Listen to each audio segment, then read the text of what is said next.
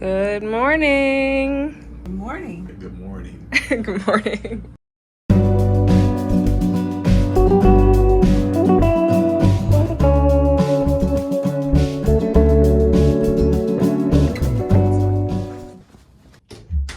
So today is a big day because I am closing on my condo, which is wild.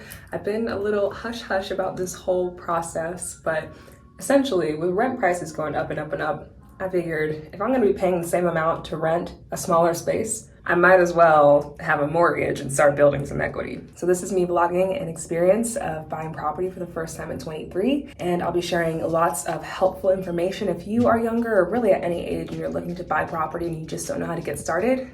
It's all gonna be included in this video, and let's go to closing.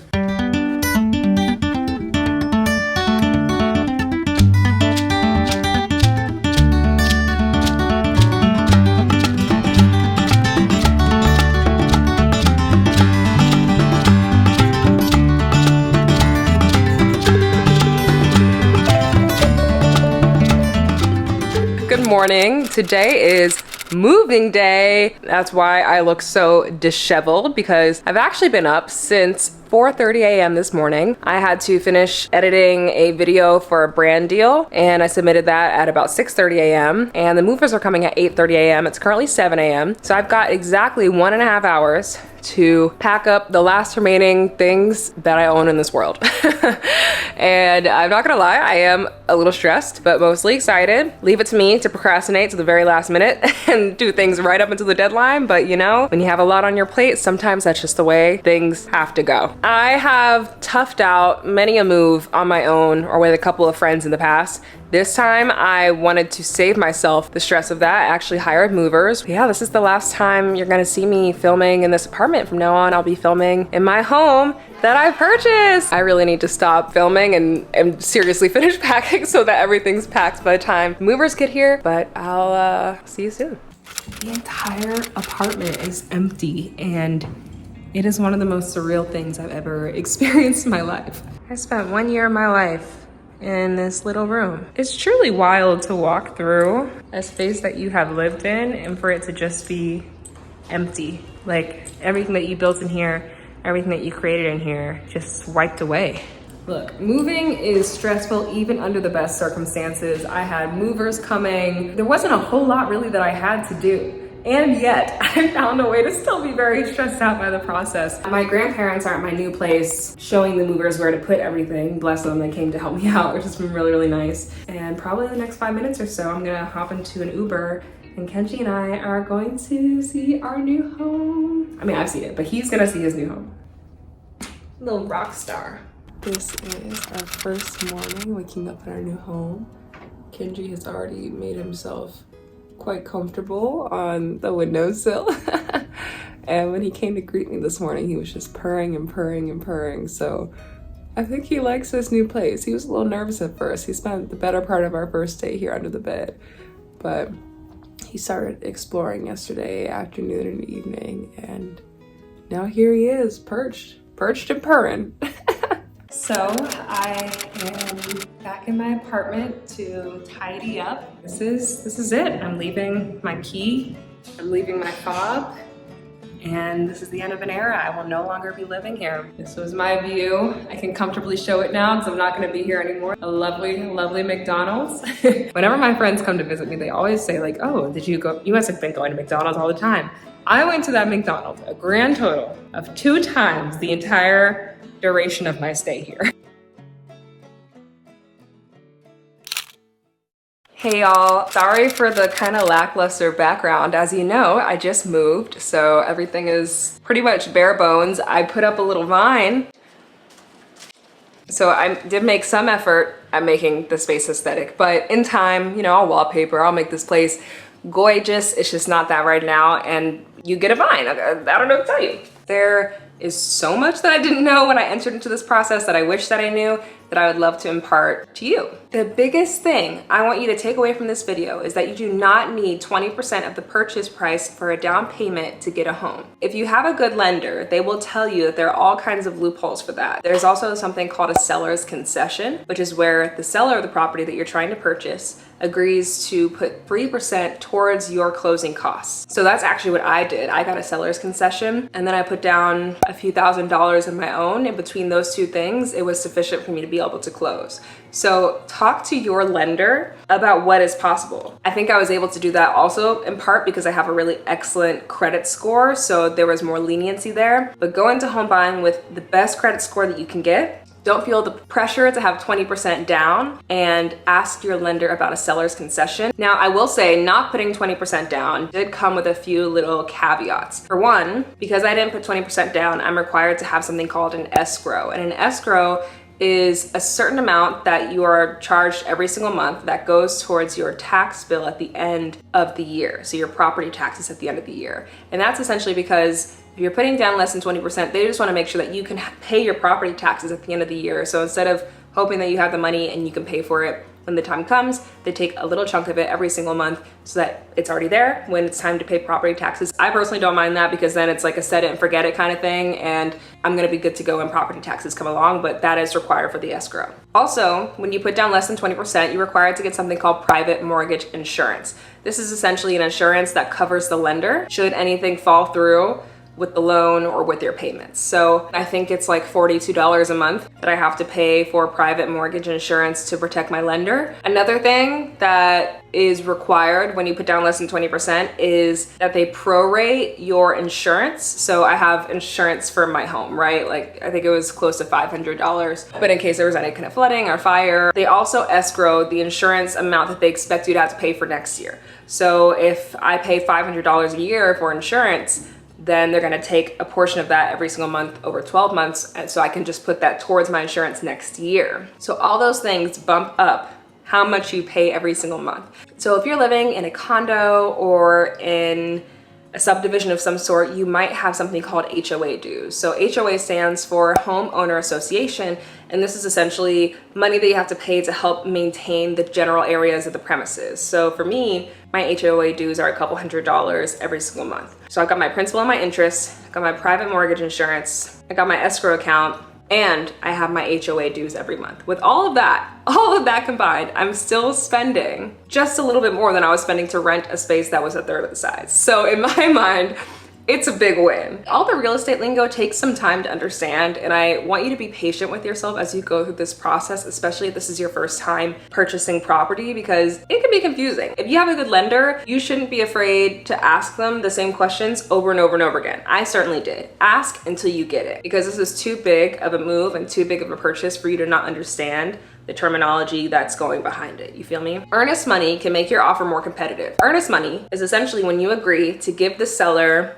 a chunk of the closing costs up front. And this is essentially you signaling to the seller, hey, I'm serious about buying this property, so much so that I'm willing to give you money to hold prior to our actual closing date. And closing is when you actually transfer the keys, get the title, and the house becomes yours. And that earnest money gets rolled into your closing costs. We'll just give out a number. Say your closing costs personally are $10,000, and you offer to give the seller 2 installments of $2,000 in earnest money prior to closing, which is $4,000 in total. That means at the actual date of closing, you'll only have to put up another $6,000 of closings. This is not extra money that you're giving to the seller.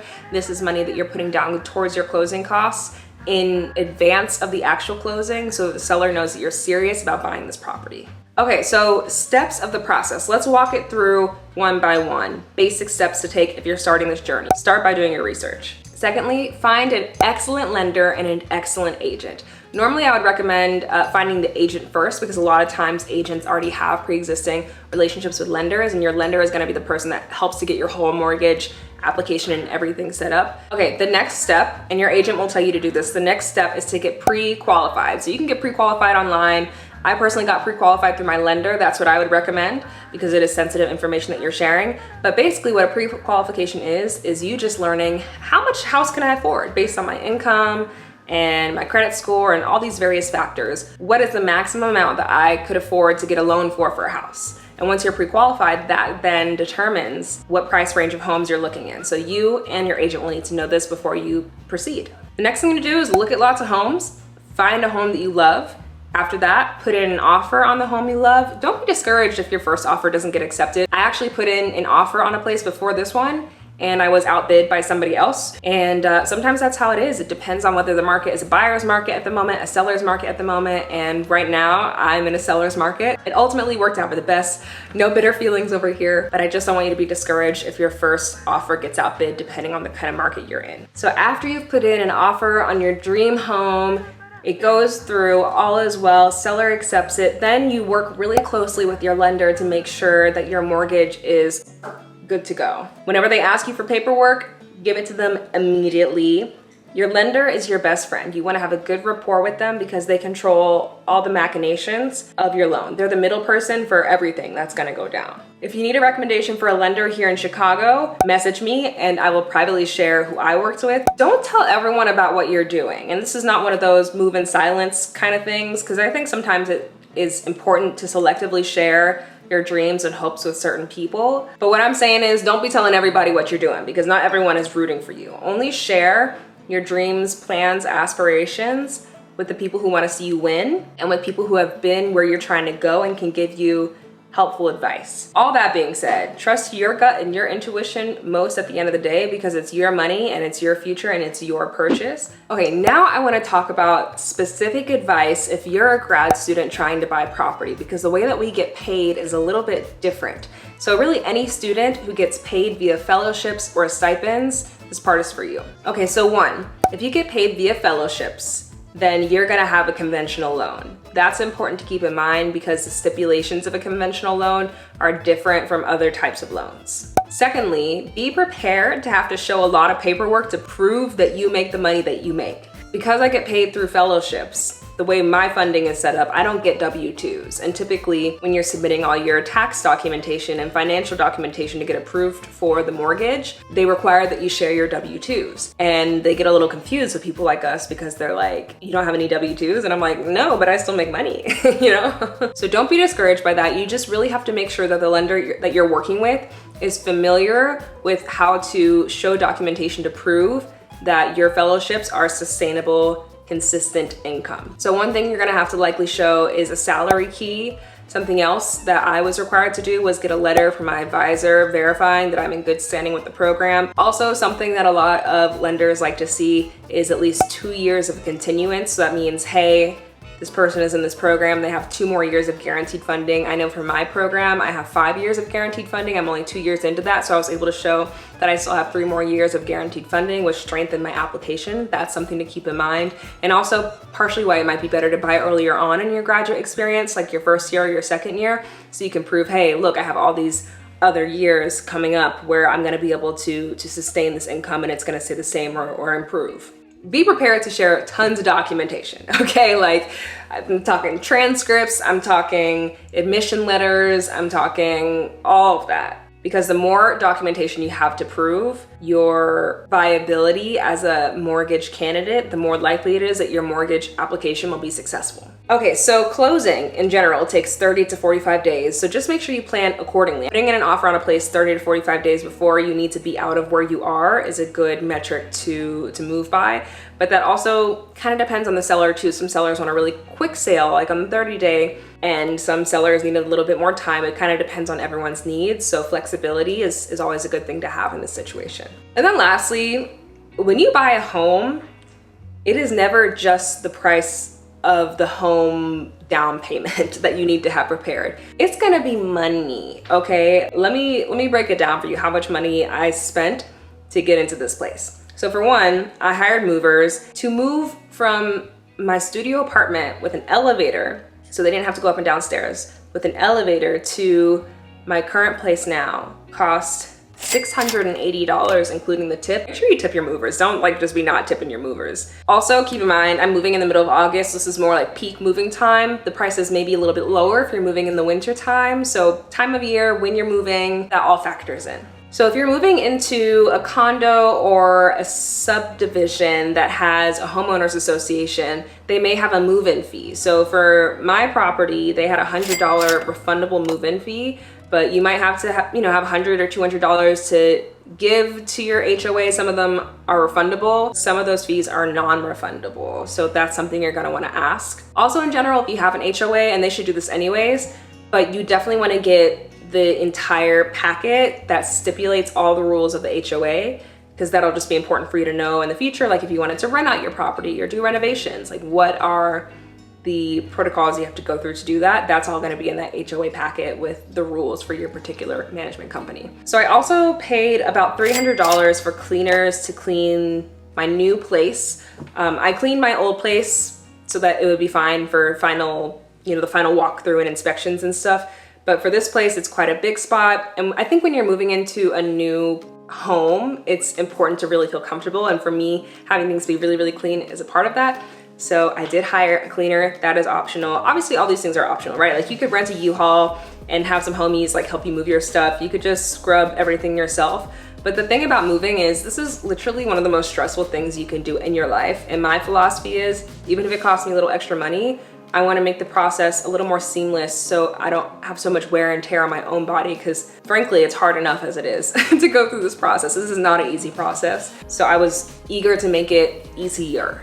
And then something else you might want to prepare for is having some basic maintenance and repair done in your home right away. There were some things that I needed to get repaired, like the shower rod was kind of rusted over, so I had to go out and buy a new shower rod. The toilet needed some maintenance, so I had someone come in and do that. The tub needed to be recocked, so I had someone come in and do that. Like there are all these kinds of things, and I ended up spending about $500 within the first couple of days of moving in to get that together. So just kind of have a little pocket of money depending on your property and what its needs are, so you can get all those things up front. But that's kind of the main advice I have for you. I'm happy to continue sharing and educating. That is what I do. If you have any more questions, definitely drop them in the comments below and I'll do my best to answer them.